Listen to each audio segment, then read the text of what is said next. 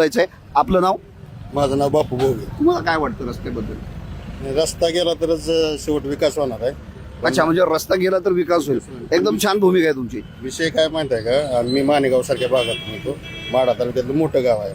आमच्या गावात आता सांगितल्यासारखं एक 500 ते 700 एकर जमीन जाते. परिस्थिती अशी आहे की एकतर प्रत्येक गावात महाराष्ट्रात पानंद रस्त्याची परिस्थिती गंभीर आहे. यातनं अशासारखे जर रोड जात असतील आणि याला साईड म्हणजे सर्व्हिस रोड नाही, प्लस शेतकऱ्याला मोबदला. आज तुम्ही पुरंदरला विमानतळ करता, त्या ठिकाणी जर शेतकऱ्याला 1.5 कोटी रुपये देता, तर आमच्यासारख्या आता आमच्या सुपीक जमिनी चालली आहेत, द्राक्षाच्या बाग आहेत, फळशेती भरपूर प्रमाणात पूर्व भागातलं मोठं गाव आहे. त्या पटीत जर मोबदला मिळाला आणि शेतकऱ्याला शाश्वत असं सध्या शेतकरी संभ्रम अवस्थेत आहे. नेमकं रोडला जमिनी द्यायच्या का नाही द्यायच्या ही संभ्रम अवस्था आहे. आणि ऍक्च्युअली त्याचा मोबदला काय, शासन ह्या थोडक्यात लोकांना जमिनी द्यायची आहेत, पण सरकारनं संभ्रम दूर केला पाहिजे लवकरात लवकर, असं तुमचं म्हणणं आणि जर त्या पटीत जर नाही मोबदला मिळाला तर आमचा 100% शक्तीपीठाला विरोध असणार आहे. म्हणजे आवश्यक तो मोबदला जर नाही मिळाला तर 100% विरोध असणार आहे. मोबदला चांगला मिळाला पाहिजे अशी भूमिका, अशी शेतकऱ्यांची भूमिका आहे. पण जर मोबदला नाही मिळाला तर जमिनी त्याला विरोध 100% विरोध आहे. आणि आमच्या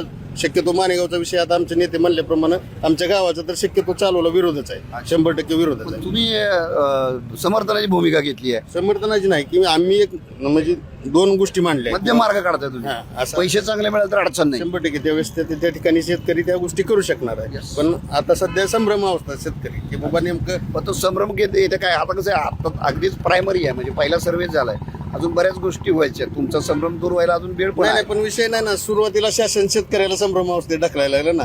आता किरकोळ कारकोळ गोष्टीवर गुन्हे दाखल करायचे, हे गोष्टी चांगल्या नाहीत ना. शेवटी जमिनी शेतकऱ्याच्या आणि गुन्हे पण शेतकऱ्यावर दाखल करायचे म्हणल्यावर कसं मिळाला.